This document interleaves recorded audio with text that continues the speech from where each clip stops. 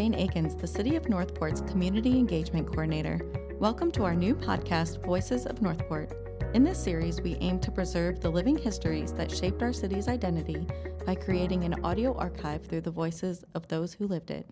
Our guest this week is James Henry, hot air balloon pilot and longtime resident of the City of Northport. Hi, James. How you doing? I'm wet. It's raining here. Thank you for coming here in the rain. It usually does. But I live in Venice, and we look to the east, and it's always dark. We never get the rain. Northport gets it. Oh, I'm so sorry. So when did you move to Northport? Well, I moved here in 1982. And what brought you here initially? What brought me here was a cool cigarette hot air balloon. My wife and I were a pilot and crew chief, and we had the job of delivering 100 balloon rides in the cool balloon to cities all over the United States. One of them was Northport. Wow, how cool. It was, how cool. Perfect. And what was Northport like when you first arrived here? It had developed a little bit since I first arrived in South Venice in 1962. Okay. Back then, it was nothing. So I'll tell you what it was like from a teenager's point of view. There was one flashing light in the road. That was it. There was a Winn-Dixie, there was a gas station, and there was a drugstore, and that was about it. So not too much to do as a teenager. Nothing to do. There were 3 kids in my class that lived here, and they had to take a bus all the way up to Venice, because we were the bottom of Sarasota County, but there were no schools down here then. Right. And what inspired you to begin flying hot air balloons? Well, I had a friend who had one. I was introduced to what amounted to a new business in 1974, and I thought, this is better than what I'm doing, which was construction in the summer in Florida, which is brutal. The new business is basically flying a billboard. That's what hot air balloons are. People say, well, how do you make a living with a hot air balloon? Well, you can do 2 things. You can give rides. And you can go to Orlando tomorrow morning and get a ride on one of a dozen balloon companies who have been operating there for 30, 40 years. Or you can fly a banner on a balloon or a sign area as big as a billboard and take it wherever you want to advertise. Take it to a crowd. So it's basically a moving billboard. Okay, so you were flying the cool balloon. Right. And where did the Northport balloon come in? I moved here after we made the flight in the cool balloon, and I saw all these empty roads. I said, this is a great place to settle down, raise a family.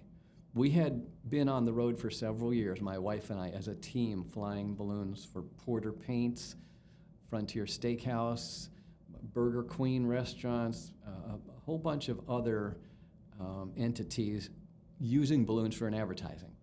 And I grew up in Venice, and I thought, well, this is perfect because of all these empty roads, 79 square miles of nothing, and all the roads were paved. So there's a place to take off and land. That's great. And can you describe what did Northport look like from the sky back then? It looked like nothing. They had all the roads scratched out, and they put the first coat of asphalt on there, which is only 1 inch. You notice the highway out here right now. They're putting the second levels on down by Welland Park. But back then, the development company, which with the forerunner was the Mackle brothers, they just put one layer of asphalt on there. They put some signs in there, and all they wanted to do was make it accessible to the people they sold lots to. This was a money-making operation. So were there any landmarks that you could see from the sky, or how did you even know where you were? Well, it was a problem. We didn't have cell phones then. Right. And we didn't have GPS. There were maps, but we didn't know where we were. When you're out there in the middle of nowhere, how do you direct the crew on the ground to where you have landed? Right. You're landing on an open road, and they had the sides of the road cut back, the grass, about 12 feet on each side. But when you set the balloon down on the road, it barely stuck up above the tree line, so if you were 3 blocks away, you couldn't see it. Wow. So it was always an adventure to try to get back. And now I forgot to ask, how long have you flown the Northport hot air balloon. When did you start? When did that stop? We did that when I moved here, and I joined the fledgling Chamber of Commerce, which was called the Northport Area Businessmen's Association. And they said, well, what do you do for a living? And I said, well, I produce ad campaigns using hot air balloons, and I told them about the programs I worked on. And they said, well, that's a great idea. We need some help with Northport because nobody knows who we are. We're at the bottom of Sarasota County, and we don't get any respect from Sarasota County. So he said, we've got all these roads. We need a bigger tax base to build infrastructure, and we need to advertise. So what about putting the name of the city on the balloon while you give your balloon rides down here? And I said, fine, no problem. So we started that in 1982. It actually ran for about 20 years.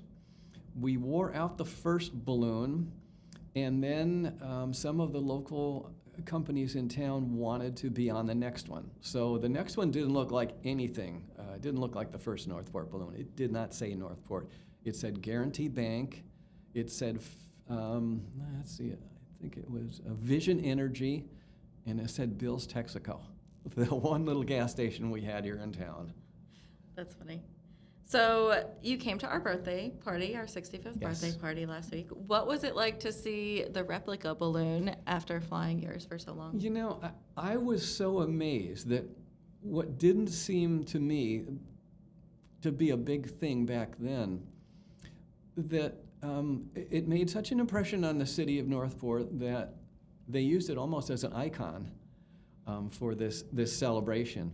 And they did in the book when they came out with the 50th anniversary book in 2009, and it was on the cover, and I thought, well, yeah, okay, and they gave us a whole chapter, and I thought, well, that's the end of that. That was 2009. This is 2024 when we're taping this, and it still is something. And so people kept asking me, where is the Northport balloon? And I'm going to say this now. I didn't have the heart to tell them then. It was at the bottom of the city dump. Oh, no. Because it got thrown away. It was no good, the fabric anymore. Yeah. And so we went through 2 Northport balloons. And then I got busy with other things. And a lot of the movers and shakers that were here then had passed away. I was very young when I came here. I was barely in my 30s. And so it was a whole new generation. It had been discovered, so to speak. People were building things. Companies were moving in. They were thinking about other things then. So I didn't go for a third balloon. I didn't pitch it, and I had moved to Venice, so I was trying to be loyal to Venice. And now we're one of the fastest growing cities. You are. Thanks to you. Well, so thank that's what it says in the book.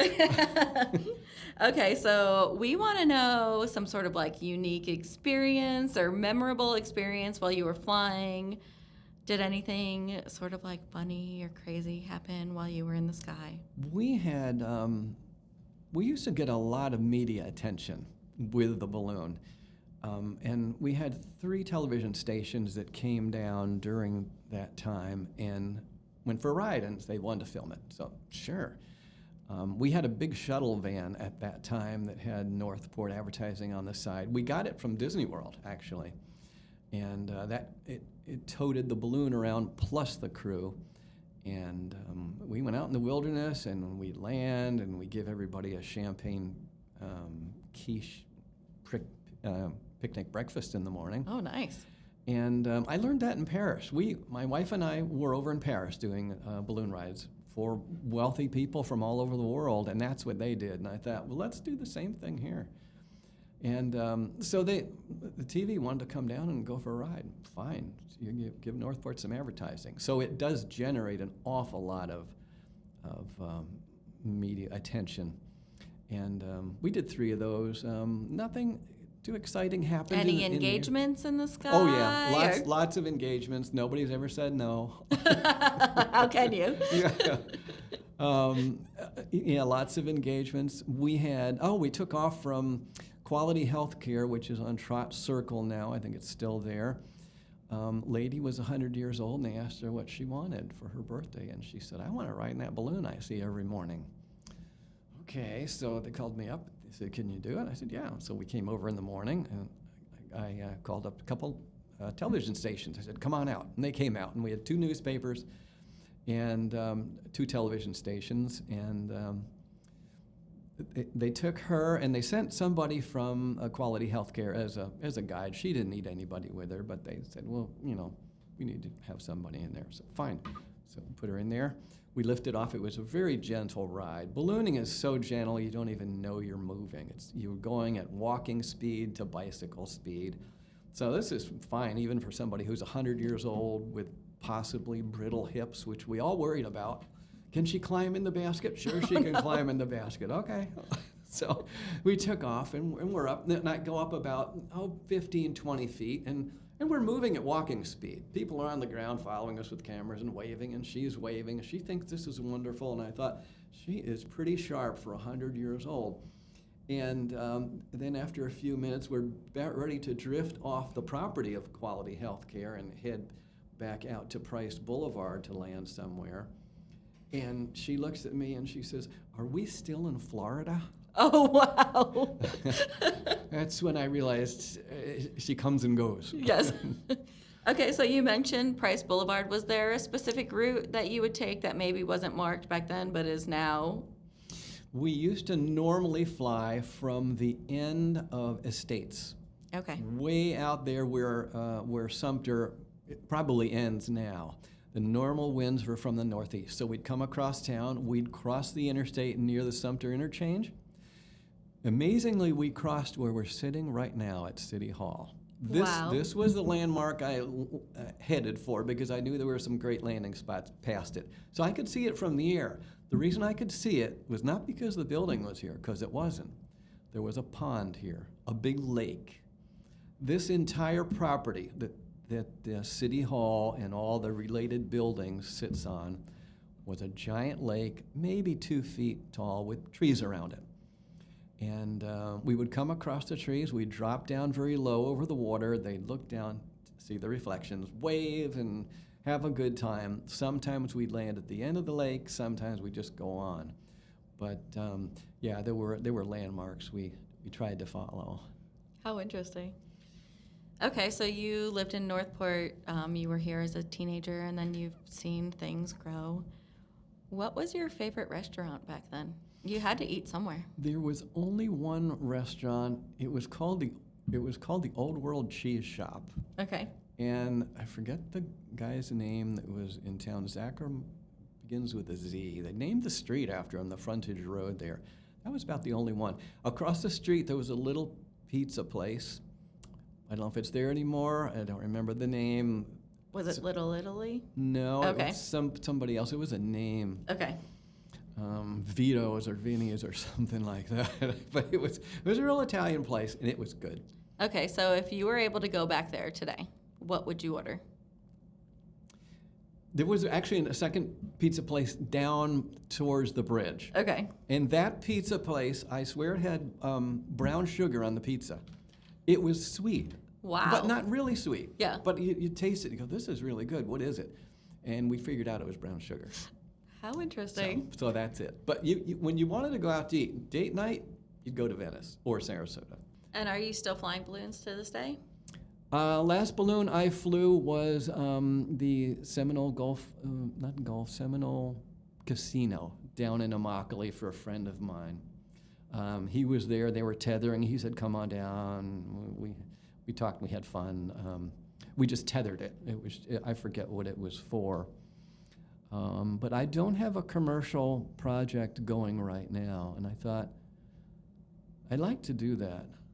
I would like to do it again. I did it for years, and the most fun was with the Walt Disney Company. That was balloons that took me all over the world. Wow.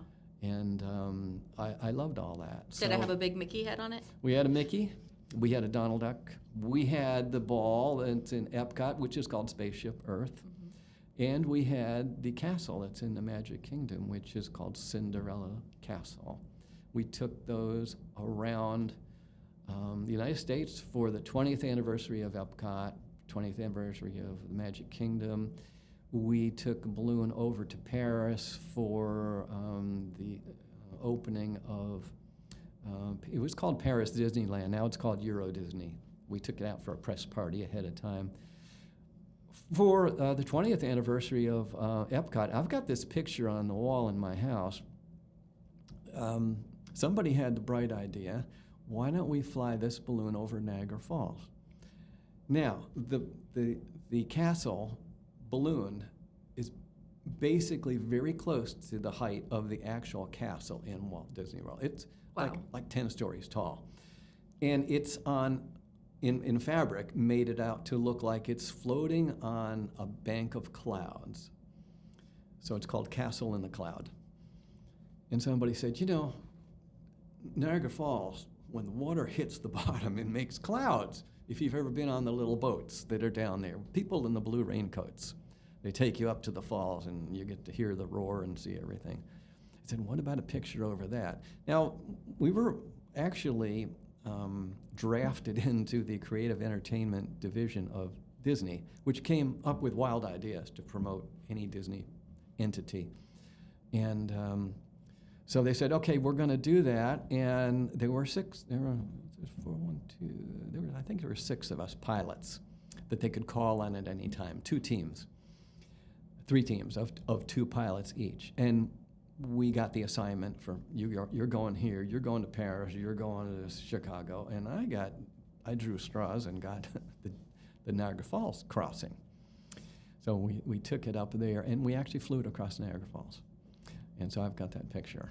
How amazing. So that was probably, at the time, I didn't realize it was probably going to be the most important flight of my life, but it turned out to be. And the most amazing thing about that was when we came across the edge of the falls, we got down as low as we dared.